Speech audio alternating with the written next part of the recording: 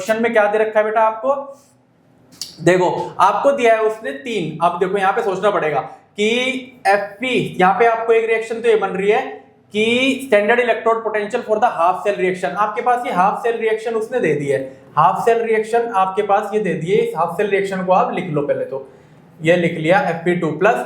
और आपको क्या दे दिया है बेटा, एक रिएक्शन आपके पास ये, अच्छा रिएक्शन 1 मान लो इसको, और एक रिएक्शन आपके पास इसने ये दे रखी है Fp3+ प्लस Fe बनाना है, Fe3+ से Fe बनाना है। तो आपको क्या करना पड़ेगा, उसमें 3 इलेक्ट्रॉन की एडिशन करनी पड़ेगी।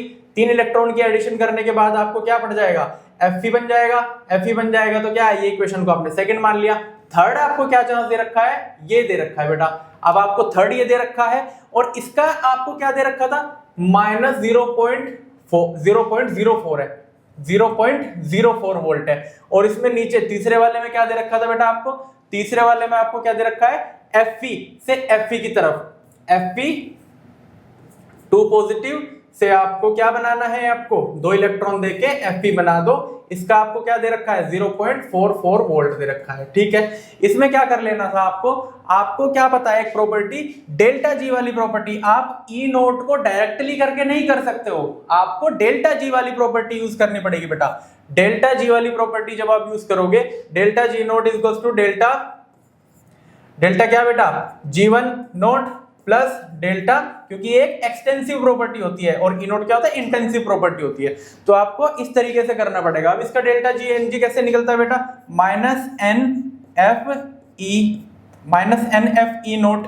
अब उस ये तो हमको ई निकालना ही है, ठीक है ना। और यहाँ पर क्या हो जाएगा बेटा, यहाँ पर -N1F नोट। कौन सा ई नोट बेटा, ये वाला उठा के पुट कर दोगे, क्योंकि जब आप इस रिएक्शन को और इस रिएक्शन का रिवर्स जोड़ोगे ना, इस रिएक्शन का और इस रिएक्शन का रिवर्स जोड़ोगे, तो आपको ये वाली ऊपर वाली रिएक्शन मिल जाती है ऑटोमेटिकली।